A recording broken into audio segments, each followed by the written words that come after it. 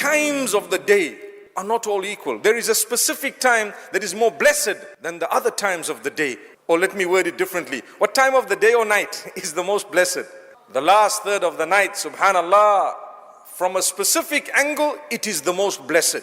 When you want to cry out to Allah, that is the moment. Do you know why? There is a guarantee when Allah is asking you, who is there, who is seeking my help, I can help. Who is seeking forgiveness, I will forgive. Who is repenting, I will accept. Who wants anything, I will give.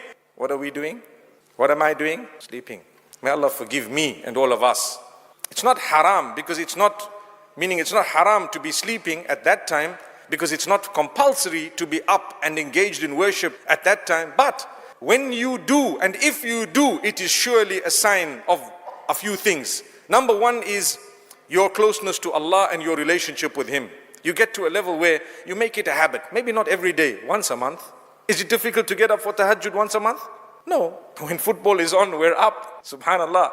Not just once a month, but the whole season. We'll spend money and time, effort and energy. The funny thing is, the day of football, I know of young people who've got up for tahajjud. For what?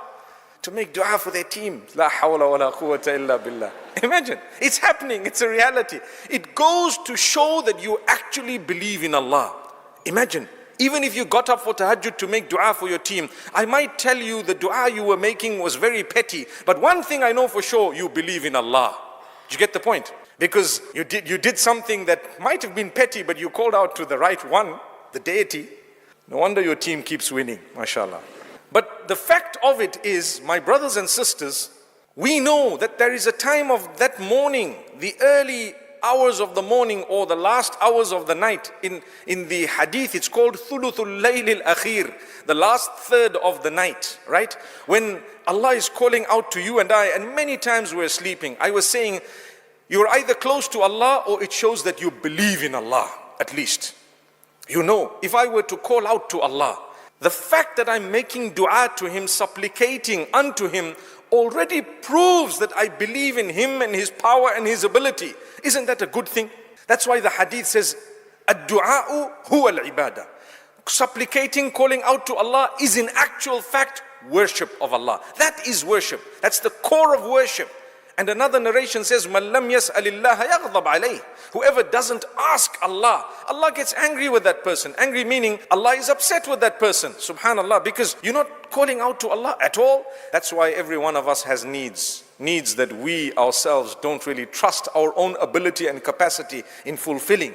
We ask Allah, because Allah says, the moment we create that need in you and you've asked us, it proves that you believe in us. You believe in the super power of Allah. So Allah gave us another opportunity every single day. But when you want something, you don't have to wait for a Friday. When you want to return to Allah and turn to Him, you don't have to wait for a Friday. When you want to ask Allah, you don't have to wait for the time of tahajjud. You can start calling out now, and when you get to the time of tahajjud, you can get up again and repeat the dua. Do you get my point?